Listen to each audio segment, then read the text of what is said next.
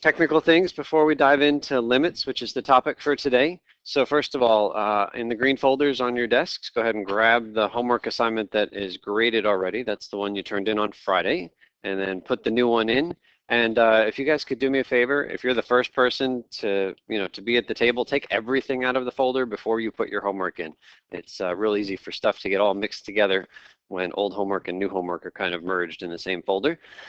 So just to explain the mysterious numbers at the top of your homework, what you are looking for is a 4 and a 2 and a 2. That represents a perfect score across the board. Homework is graded out of 4 points. It is simply a percentage grade. I'm not checking for correct answers. I'm just checking for legitimate attempts at all the problems. If you make those attempts, you get a perfect score of 4.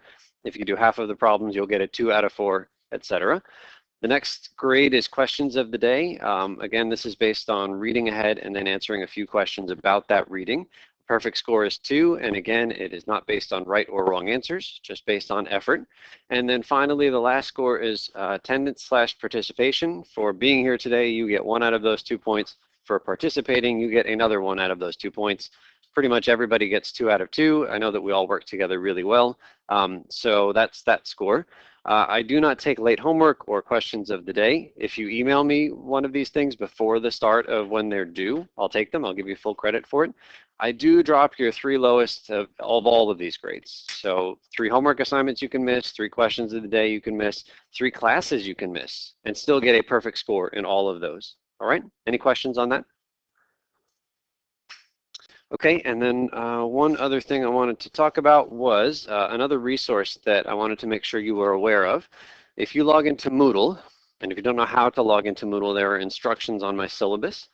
But if you log into Moodle, you will see a list of your classes. If you go to our class,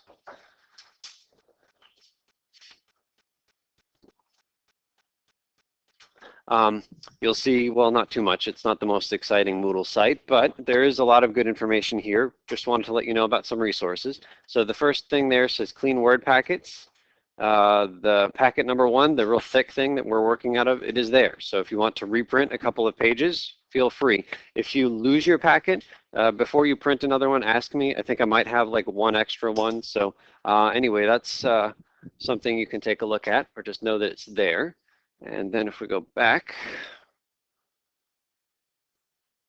the next folder is the projects. Now I've actually handed out the first project already, but if you need to reprint any of the projects, they're there for you. And then the last thing that I wanted to show you was, oops, not there. Last thing I wanted to show you was the thing that says PDF. Well, the syllabus is there as well, but if you click the PDF, then you'll get, all right, so that looks no different from the packet, but the nice thing about this is that it's filled in with everything that I've written on the board, and so in color and all the detail you could hope for, and if you make it big enough, you can read everything. So the reason I wanted to show this to you is that I wanted to make sure you didn't feel compelled to write down every single thing that I write down up on this smartboard. It's all recorded. So write down just enough that you can remember what happened, but don't write down so much that you feel like a scribe and that you don't have any processing power left to think about what we're doing. You guys are not here to just copy. So anyway, that's there. Questions on any of that? Okay, so the calendar. Today we talk about limits. We've got a lot to do. Project number 1 is officially assigned today. Is there anybody that didn't get one? I gave it out on the first day. Okay, and it is not due until September 17. And 2 classes from now, I guess that's Friday. Is that right? September 14? We'll have our first quiz, which will be on the first 4 classes. Questions on any of that?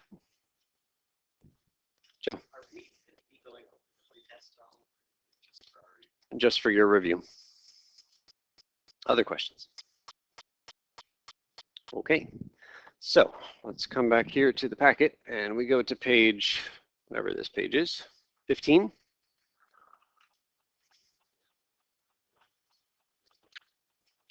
All right, and so we'll start in the back. Sam, can you read 15, number 1 at the top?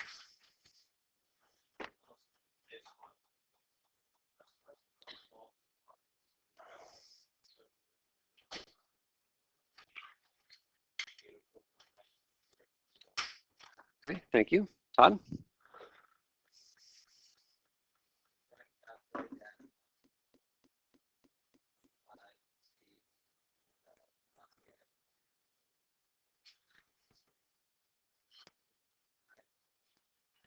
Okay, so that was the formula for the average velocity of the ball, right? On any interval from 5 to some arbitrary value t. We had this picture we looked at last time. We recognized that average velocity. How do you see the average velocity in this picture? What was the geometric interpretation? What about the secant line? It's the slope. The average velocity is the slope of the secant line. We had our fixed point at 5 seconds, our varying point at general t seconds, the slope of that line, that's the average velocity from 5 to t. Okay, and we'll keep going around. Josiah, number 2.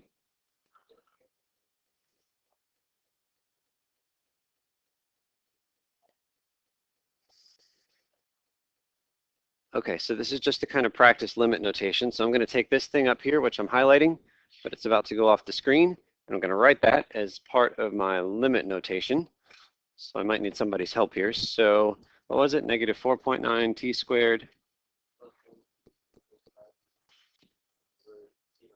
Thank you, Chris.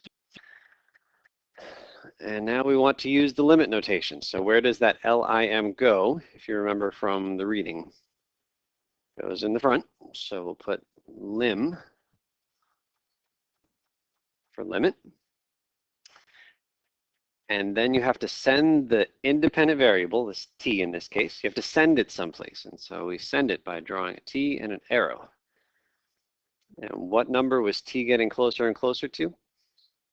It's 5 in this case. There was a something going to 0. We'll use the 0 one with the h, probably more than this guy. But in this instance, we wanted to try to take that secant line and move that point, the varying point, closer and closer and closer to the fixed point. And so t is supposed to get shot over to 5. So t goes to 5.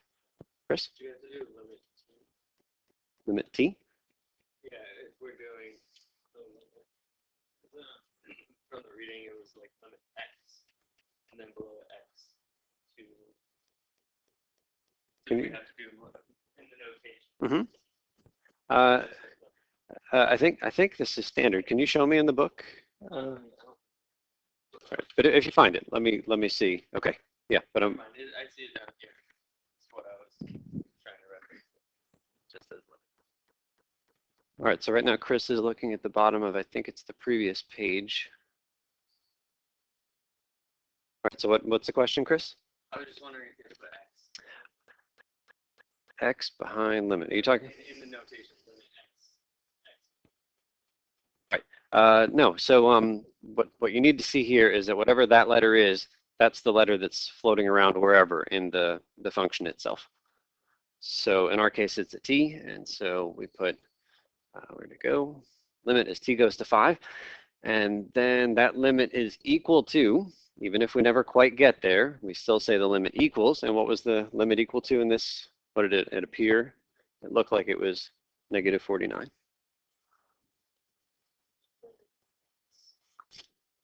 I'm not generally a units guy. Yeah. Okay, questions on the notation? Yes, Nikki. Can we suppose we do pick 5 as a number to approach for the notation under lim because that's the value of 2 for which the function would be undefined? It's a good question. You know, t equals 5 is the one number that's kind of bad for this blue fraction because you're not allowed to divide by what? 0. It's really, really bad to divide by 0. Is it a coincidence that t approaching 5 is the one bad number for this fraction? And the answer is no, it is not a coincidence. I'll say that the reason we're approaching 5 was because in this problem, we wanted the instantaneous velocity at t equals 5. And so we came up with this guy, highlighted here in yellow, for the average velocity between 5 and t. So we could go from 5 to 5.1 or from 5 to 5.01. We really want to get that second number that I'm saying really close to 5. That's why we're approaching 5. It is not a coincidence that t equals 5 is the one bad number. And in this class, the question is, how is it that approaching t equals 5 doesn't give you something completely, like not okay. I mean, -49 is a perfectly good number. How did we get something perfectly good when it looks like we're getting an undefined fraction? And that's kind of at the heart of what we're doing today. Okay, 3, and we'll come around to Toby.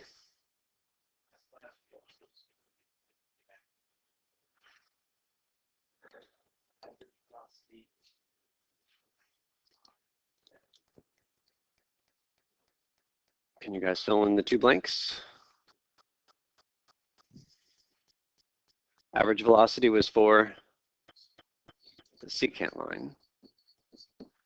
Instantaneous velocity is a tangent line. Okay, number 4, Bubba. Process of finding slope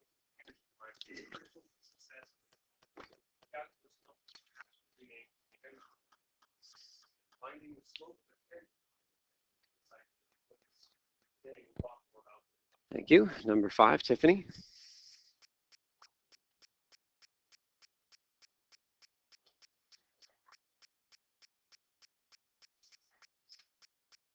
Go ahead.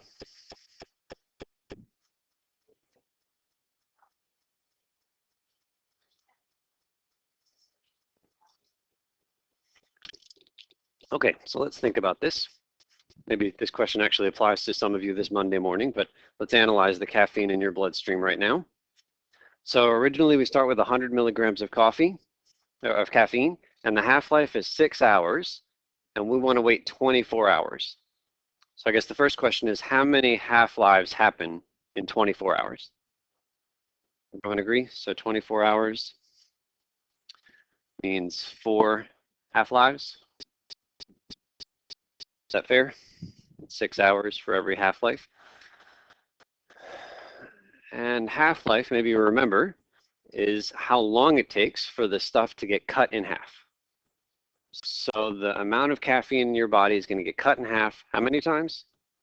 4 times.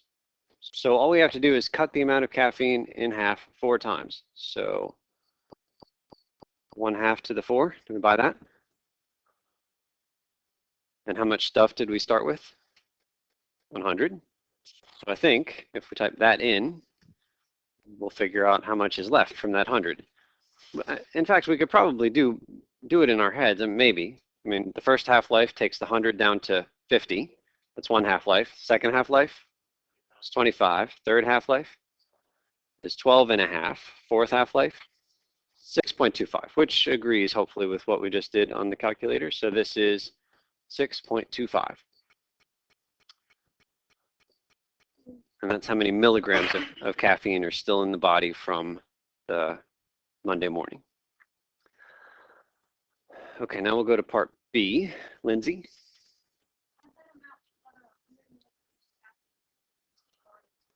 Okay, so we still have the 6 1/4 from Monday morning, but now we're going to drink another cup of coffee, so I guess that brings us up to 106.25. And then we'll go to C. Gary?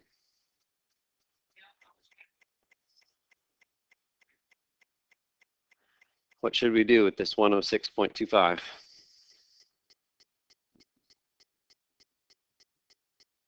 Tom says multiply by 1/2 to the 4th, because you're starting with 106.25, and it's going to get cut in half 4 times. Okay, so let's use the calculator to help us out here.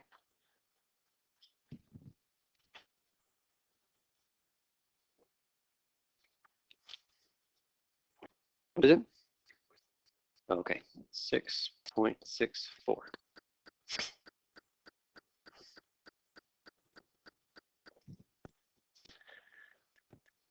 And you'll notice that the amount of caffeine you have in your body on Wednesday morning is more than how much you have on Tuesday morning, right? We never completely got rid of the first morning's caffeine, and so we still have some of it there. It's a little bit bigger on Wednesday morning. So here's the ultimate question. Does the amount of caffeine in your body become dangerous at some point? Because according to exponential functions, which we'll review in a coming class, the caffeine never disappears. In theory, any cup of coffee you had is still in some small part running around in your system. But it's so small that maybe we can't even feel it anymore. So is there danger in overdosing on caffeine if you just have a single cup of coffee every morning. The numbers are getting bigger. The question is, are they going to get bigger without bound so that at some point we'll have 1 billion milligrams of coffee in our system, like that kid Tweak from South Park? Or will it kind of limit, will it sort of level off someplace? So let's see if you guys can answer part D, and maybe that'll give us a good sense of what's going on. Chris? Part D? I was just curious as to whether caffeine is a different function of your body. It's a good question. This is beyond me. Anybody know more chemistry, biology? Are there other things that caffeine, I mean, is it as simple as we're making it out here, where caffeine just gets cut in half after a certain amount of time? Bubba? Yes, every morning. Yeah, it's a good question, Chris. I don't know. Okay, but Chris, can you read D? How much caffeine is in your system? Okay, so see if you can answer that. Double check with your neighbors. Okay, do we feel like it's just going to increase without bound, or do we feel like it's going to kind of limit someplace in the long run? Yeah, I mean, you're gaining more every time, but it feels like the gains are getting smaller, right? Going from Tuesday morning to Wednesday morning, we gained about 0.4 milligrams. I'm guessing that going from Wednesday to Thursday was less than 0.4, and Thursday to this number on Friday is even less than that one. One nice thing about the calculator, if you use it right, you can actually do this quite quickly. So I'm going to type in something really funny, 100, enter. And now I'm going to type in the basic rule. First, we had to take the amount of caffeine, multiply it by 1/2 to the 4th, so times 0.5 raised to the 4th. And I'm not going to hit enter. What do we do right after, like the instant after we figured out what was left? What did we do? This is now Tuesday morning. We're about to add another 100 to that, right? So plus 100. Okay, so that, all right, no big deal. I just got the 106.25 that we knew about. But the nice thing is, what am I going to hit to get the next answer? I'm going to hit enter, because enter says do the same thing again. And the same thing is, oh, take the previous answer, which is now 106.25, and hit it with that multiplier, and then just add 100. So that was the Thursday, oh, no, that's the Wednesday number, I guess. And then Thursday, and then Friday. And you can see that it gets boring pretty quick. We sort of quickly converge to what's the limiting value in this case. Well, you could also do that through your, put it into the graphing and the table. Yeah, so what would you graph? You're saying in here? I thought about it, but then I thought I see that it's going to be hard that way. But I do have a question about homework concerning that. So there's occasions where we are able to plug the equation into the calculator and just put the table set define answers. Is that acceptable for homework, or do you want to actually see us solving each equation by algebra?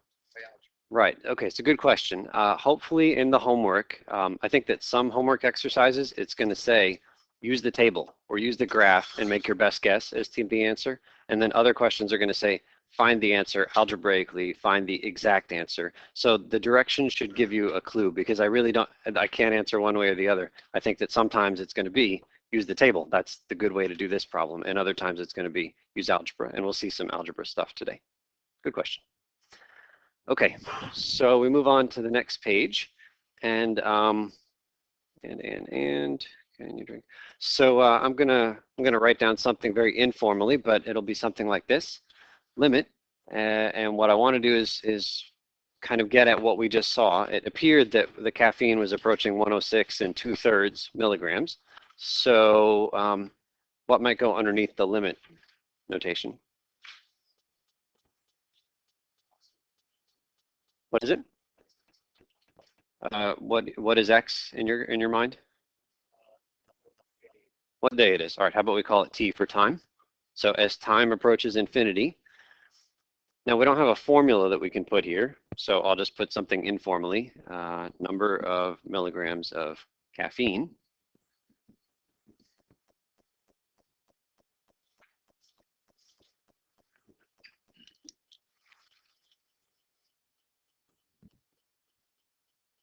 what did it appear we were going to get in the limit?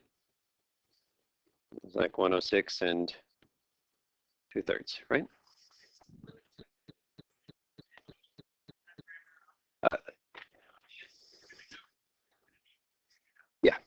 Yeah, but that'll be given in the problem. I'm really interested in long run, and that's the t going to infinity. Okay.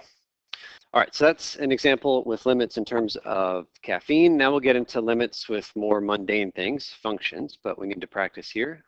You are Andrew. Yes. Can you read 6, please? What happens to the function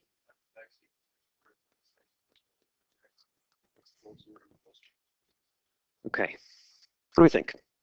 Just a random function and a random number, x equals 2. If x is really close to 2, do we have a guess as to what this thing approaches? 1. One vote for 1. Other votes? Garrett, how did you get? No, that's wrong. All right, updated to 3. Anybody say 3? How do we get 3? You just plug 2 in, right? Okay, so the question Nikki had asked is here, this blue fraction, we're not allowed to, I mean, you can't just plug t equals 5 into the thing, right? Because then it's undefined. So in theory, limits mean you don't get to plug the number directly in. What you can plug in is 2.001 and 1.999. Now this is going to seem quite silly because when we plug in 2.01, well, of course we're going to get something really close to 3 because you just plug 2 in directly and you get 3. But let's just kind of play the game briefly. I'll show you one other calculator thing you may or may not have seen. The first number I said I was going to try was 2.001. What I'm going to do is store that as x. And then hit enter.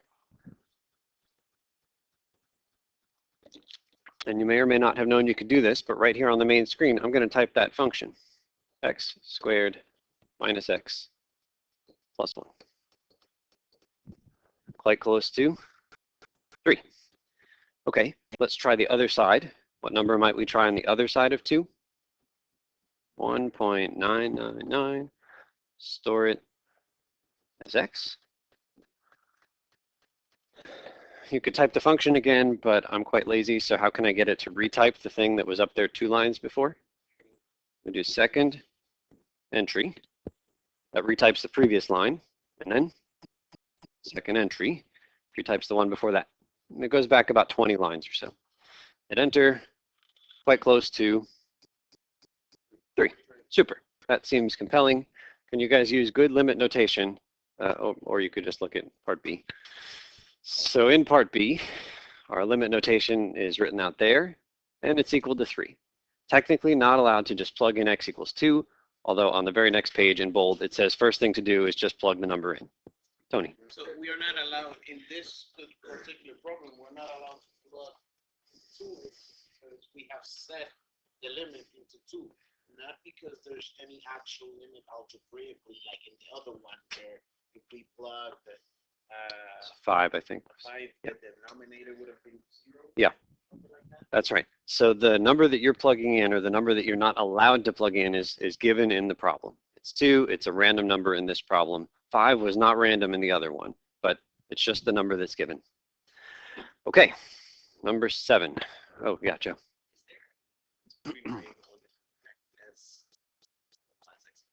Mm-hmm.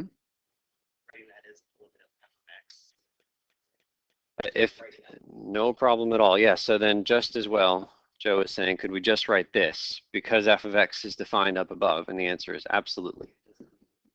No, it means exactly the same thing. So if f is already defined, you can just plug it in right there. Good. Okay, Joe, can you read number 7? Here's an informal definition of limits. Values of f of x can be made of like to L. Values x is sufficiently close to not equal to a. Then we write limit as x approaches a, f of x equals L, which is read the limit of f of x approaches a. Okay, a lot of gobbledygook with all the letters and symbols, but let's just see if we can tie this into what we did up there. What is the value of a? A was 2. What's the value of L? L was 3. That was the limit. Our answer was 3. So let's see if we can translate this thing coming back to our numbers. I'm going to replace L with 3. I'm going to replace A with 2. So it says the values of f can be made as close as we like to 3 by taking values of x sufficiently close to 2. We can make the value of the function as close as we want to 3. Are these numbers really close to 3? By picking x's really, really close to 2. We picked 1.999. We picked 2.001. Okay, so do we buy that? That kind of says exactly what we said before? So you're not allowed to, according to the definition, you are not allowed to just plug in 2. And the reason we're not allowed to just plug in is because almost every one of the limits that we're going to care about is going to be the kind that Nikki talked about before. We couldn't plug in 5. So buried in that definition is you are not allowed to plug the number in. It's really, really informal. This phrase, sufficiently close to and as close as we like, that's not really good math. There is some good math definition for limit. It turns out that the formal definition of limit, which we're going to skip, it's in the textbook if you want to see it, and I'm happy to talk about it after class. The formal definition came around probably about 200 years after calculus was invented, which was quite scary for all the mathematicians that were alive back then because they had built this huge, huge tower of cards, calculus. It's this amazing tool. We can solve so many real-world problems with this thing, but it's built on this really, really hazy, as close as we like and sufficiently close to. And it wasn't until like early 1900s when somebody came along and said, all right, here's a formal definition of limit. Okay, good. The house of cards is now solidly founded. But it took a long time before we were able to advance past that. Okay, let's try number 8. I think we're up to Chris.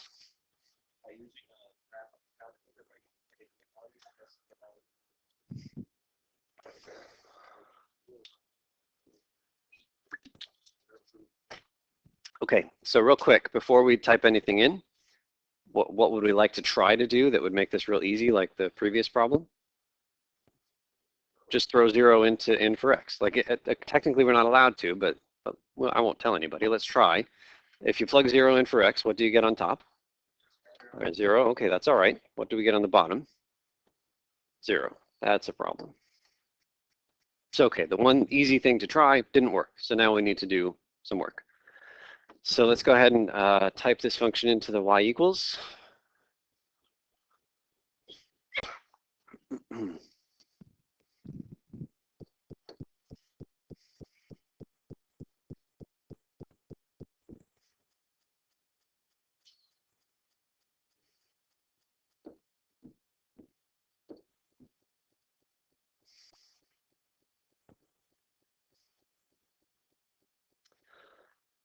And once you've got it typed in, you have two choices. You can either use the graph or a table. My preference is almost always the table, but let's go ahead and start with the graph. I don't know where this function is supposed to be. So I'm just going to look at the standard window. You guys know the shortcut to get the standard window on this calculator? Zoom, and then 6 is the standard one. I think 0 is zoom fit. Yeah. Okay, so there's the graph. And I'm supposed to be looking at this graph and get an answer to my limit question. What value of x were we trying to get close to? In this limit, it says x goes to 0.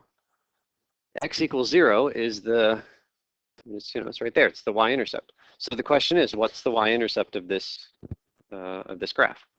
Well, I can't tell just by looking at it, but it looks like it's pretty close to what nice number? 2. It looks like it's a little bit above 2. You guys see the second hash mark there, and it looks like it's a tiny bit above. All right, so my answer is, I don't know, 2.2. I don't know. If I wanted to, I could kind of zoom in on that spot and maybe get something a little bit more finely tuned than 2.2, but I'm happy to say that it looks like something a little bigger than 2 according to the graph. I'd be much more comfortable using a table, so let's see if we can use the table. You are probably already set up this way if you did it last time, but I'd like to tell the calculator what numbers I want to plug in. So my independent variable is going to be set to ask for all of these questions. Okay, so let's go into the table. Again, what numbers were we trying to get? What number were we trying to get close to? Was 0. So I'm going to plug in numbers that are close to but not equal to 0. Something like 0.1, 0.01, 0.001. Sure feels like it's approaching 2. You can multiply that by the conjugate base. Yes. Yeah, and that's the algebraic way to do it, is multiply top and bottom by the conjugate of the bottom. And so we'll see all the algebra stuff, I think, on the next page, but yeah. Okay, again, what number were we not allowed to plug in? 0. Okay, we'll do it anyway. Fail. It should change it. It should update. Nobody says error. It should just say fail.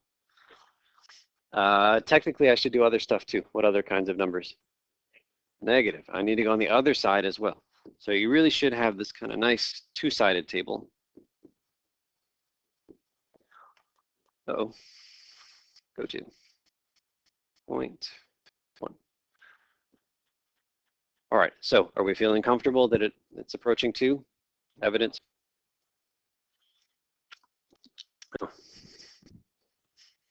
Okay, let's put a negative. What's going on? Negative 0.001. Enter. Okay, all right. Are we comfortable saying it appears to be going towards 2? Super. So that's our answer. It's not great because we were looking at a picture.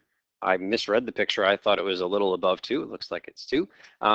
And just because it appears to be going to 2 in the numbers here doesn't mean that something crazy doesn't happen at that one moment, right? I mean, it's just a guess at this time. Nikki? You made your initial guess based on what appeared to be the y-intercept? That's right. That's right. So what about the y-intercept? What does that have to do with determining y? In this case, the y-intercept was the answer because we were sending x to 0. Yeah. Okay, so it looked like we were getting closer and closer to 2. I think we can maybe grab a quick screenshot of that and then throw it in the notes.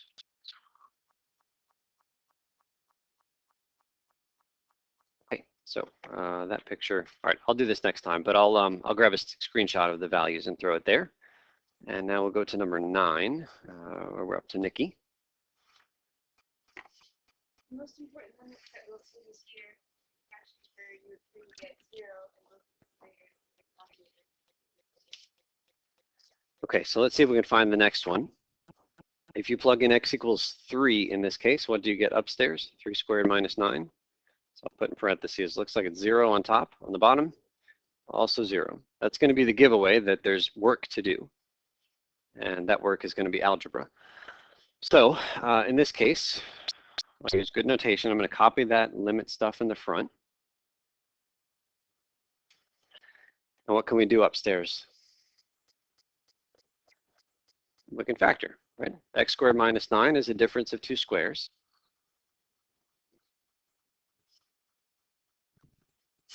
So how does it factor?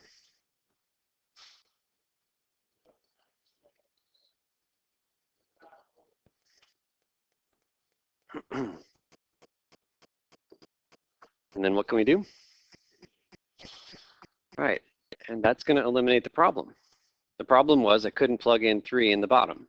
Well, that's not a problem anymore. All right, I'm going to be really good with my notation, and I'm going to write this one more time. And then I'm going to try plugging x equals 3 in now. And now it's okay. What do you get when you plug in x equals 3? You get 6. So the limit here is 6.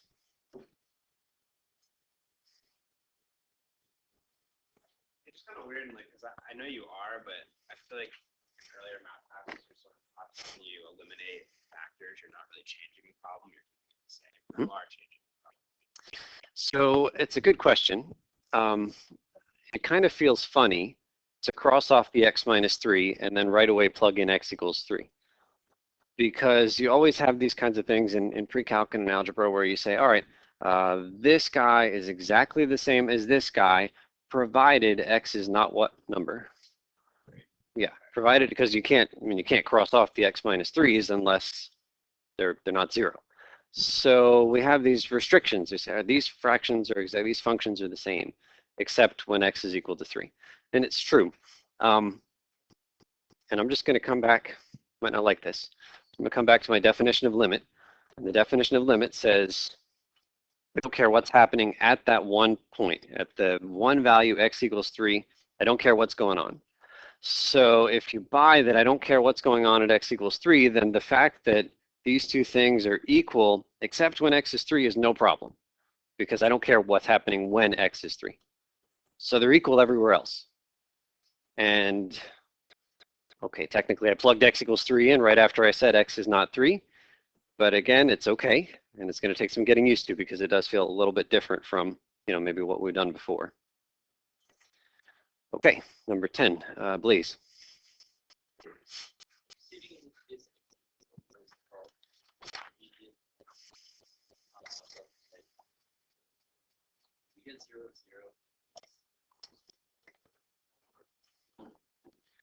Okay, let's try number 11 on the next page, Tony. Oh, yes, Abby. Mm-hmm.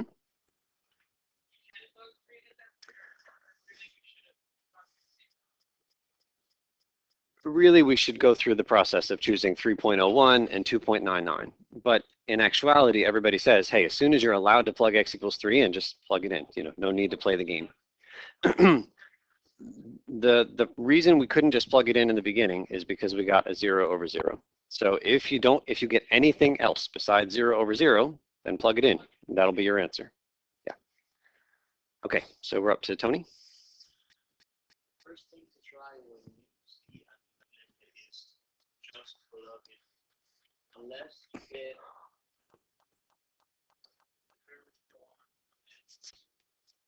then there shouldn't. Okay, so let's take a look at this first one here. We're not going to use a calculator. We're not going to use a table of values or a graph. We're just going to try plugging in first. What number for A? 5. Okay, so plug 5 into the top, plug 5 into the bottom.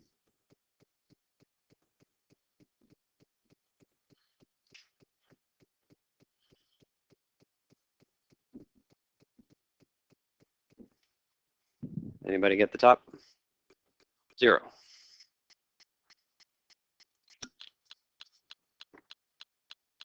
Anybody get the bottom? Also 0. Well, shucks. So we don't get to do anything other than algebra first. So in this case, it's just going to be lots of factoring. If we factor upstairs, what do we get? Minus 5 plus 3, no, plus 2.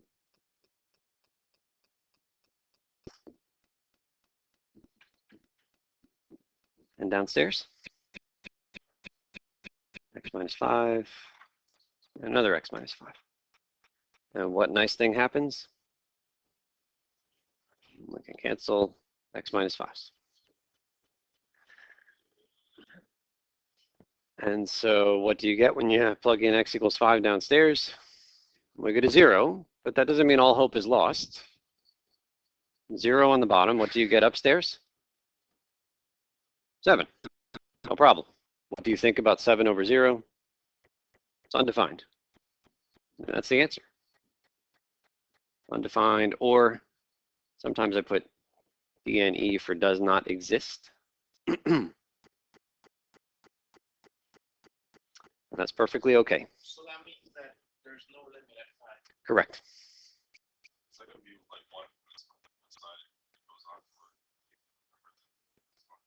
That's right. Ernie's getting at this idea of limits coming from both sides. We've been pretty careful about making sure we approach from above the number and from below the number. And in this case, on the one side, you'll end up getting positive infinity. On the other side, you get negative infinity. And they don't approach a single number, so it doesn't exist. Before we try factoring in part B, which could be quite annoying, especially down in the bottom, what should we do? Plug in. So if we plug in x equals 1, what do we get upstairs? 0 upstairs. Downstairs? Negative 13. Is there more work to do? No. 0 over negative 13 is 0. That's the limit. We're done. So on a quiz or a test, that I want to make sure you don't immediately start factoring and immediately start doing different algebraic techniques when you see a limit. The first thing to do is plug in. Having to do algebra is kind of one of the special cases. It's only when you get something that looks like 0 over 0. 0 over negative 13 is a perfectly good number. It's just 0. Okay, part C actually is quite similar to part A. What do we get upstairs? 5. Downstairs? 0. And what do we think about 5 over 0? It's undefined or does not exist. And so what does the graph of this thing look like? Well, you could spend a little bit more time than we're going to on this, but the other day Garrett mentioned asymptotes. Something happens at x equals 5. What kind of an asymptote do we get? It's a vertical asymptote. X equals 5 is a vertical asymptote for this graph. And what does the rest of the graph look like? Let's see. Probably something like that, and maybe it goes like that, roughly. And as you approach x equals 5, do you approach a single number? And the answer is no. It goes to infinity on the one side. If you approach x equals 5 from the right-hand side, we go up forever. It's not a problem. But then when you approach x equals 5 from the left, you go down forever. Is my graph okay? I don't know if anybody typed it. Yeah. Okay, thanks. So if you ask for like a left map. Yeah. Yeah. Yes. If you only approach from one side, then we're okay. And so that's what we get at 13. And just to save a little bit of time, we're going to kind of skip around here. But basically it says if you wanted to do a one-sided limit, then you'd write down an extra little symbol. That plus sign means approach the number from the right, from above, from bigger. That minus sign means approach the number from the left, from something below, smaller. And so just to see the notation once here before we move on, if I wanted to send x to, what's the number where funny things happen in that graph? X equals 2 is where all the action is. And I don't know what it's called. We'll just call it f of x.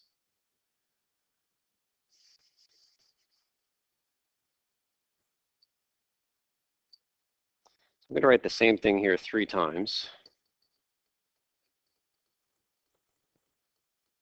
Yeah, x has a dot right there, f of x. So lots of fill in the blanks here. I have 3 limits. They're exactly the same at this moment, but we'll make some slight changes.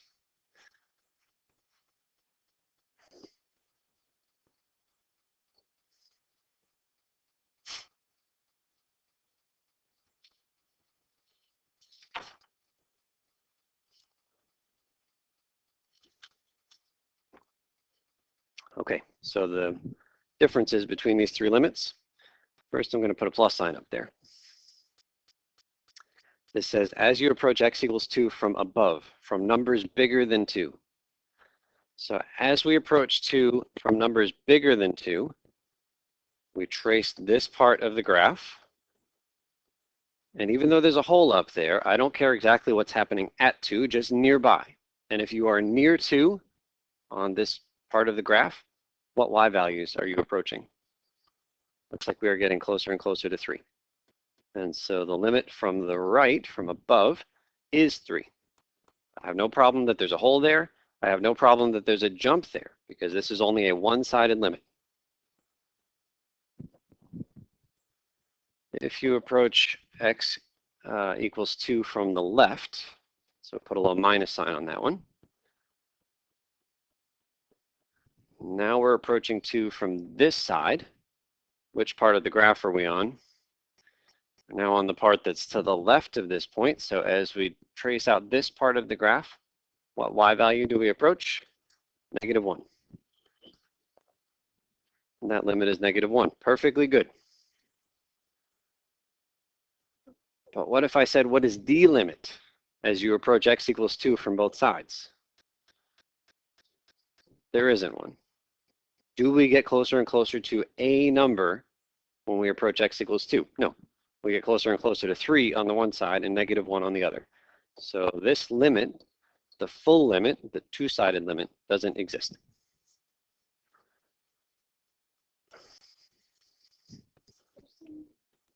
There's some solution to the slope of the lines that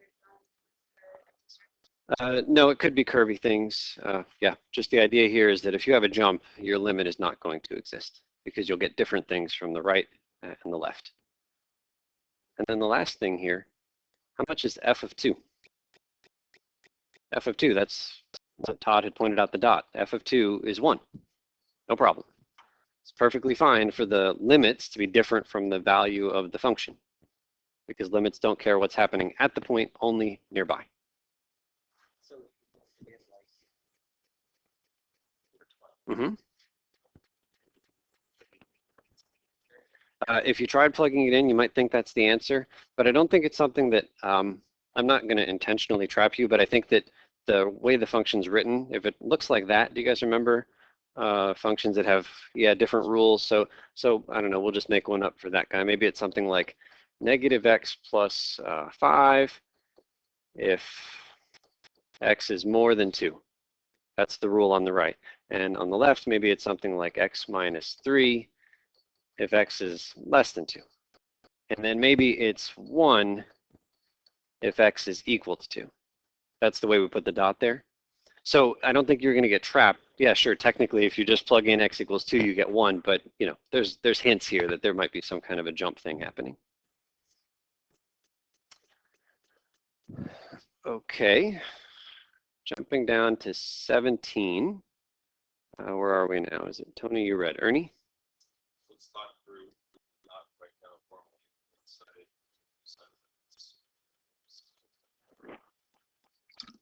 All right, let's take a look at part A. If we approach negative 3 from the right, that means you're tracing up this part of the curve. And what do we approach on the y? Looks like we're approaching y equals 2. If we approach negative 3 from the left, that means you're on this part. What y values? 2. What is the limit? It is 2. How about for part B? As you approach from the right, we're here.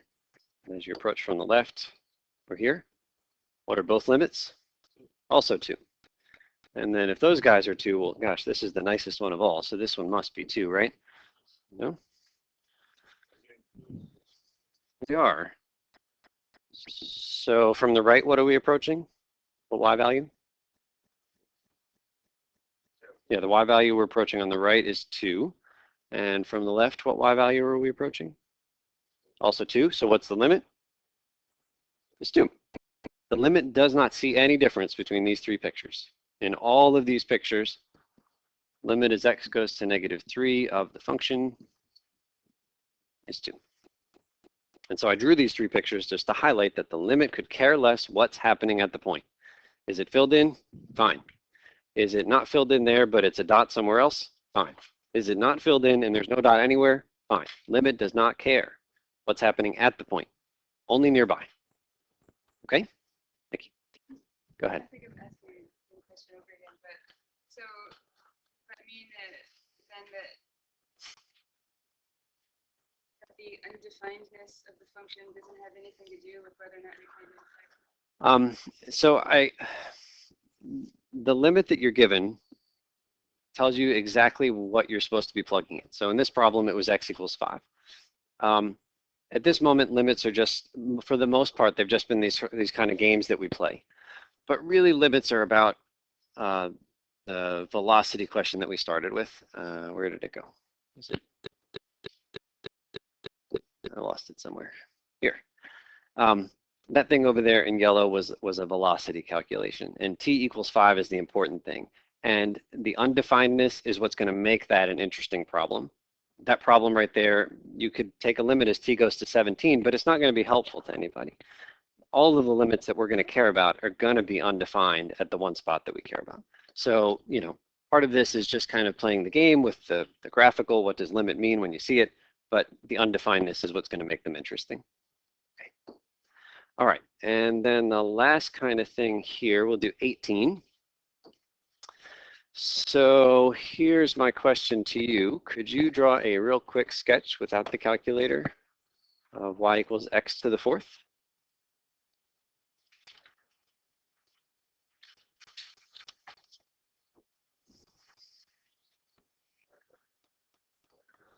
So x to the fourth looks an awful lot like what other nice graph? X squared. Just draw it maybe a little bit steeper, but yeah. So that's the graph. And so then here's the limit, first limit that we're after, is the limit as x goes to infinity of x to the fourth. So x going to infinity, that means x is going this way.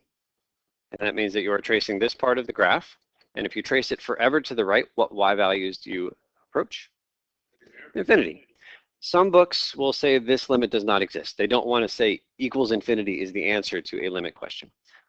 I think that that's kind of doing a disservice.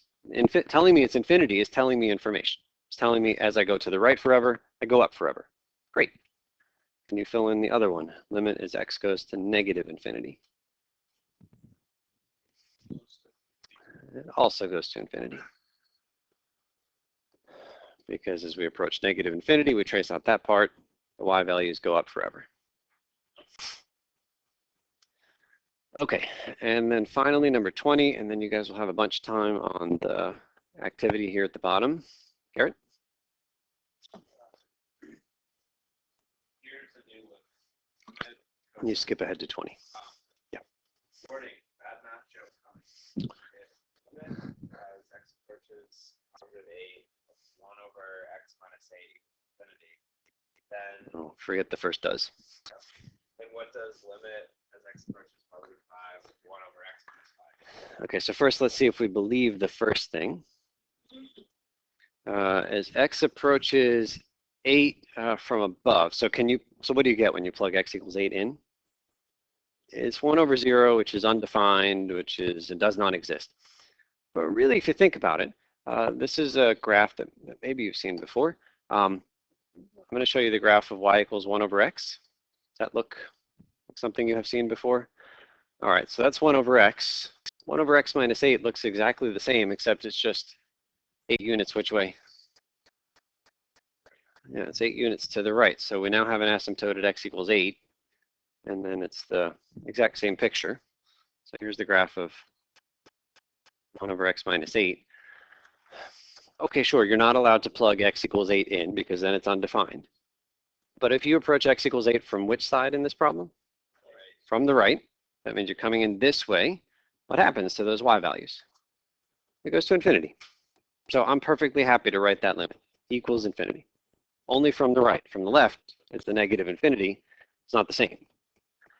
So then how about as x goes to 5 from the right of 1 over x minus 5? Same thing. So what would you say the answer is? It looks like it's infinity. It's the same number. That's actually not right. So here's the answer to this one.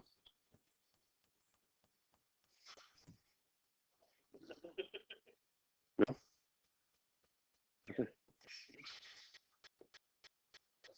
So maybe it feels like the idea is you just take that number and okay. All right. So let's have you guys. Yeah, I need like a rim shot coming from my smartboard. All right. So a bunch of problems to work on in your group. I think maybe the 15 minutes is enough time. So see if you can get started. Lots of talking to each other. If you get stuck, well, first ask a neighbor, but then raise a flag if I can help.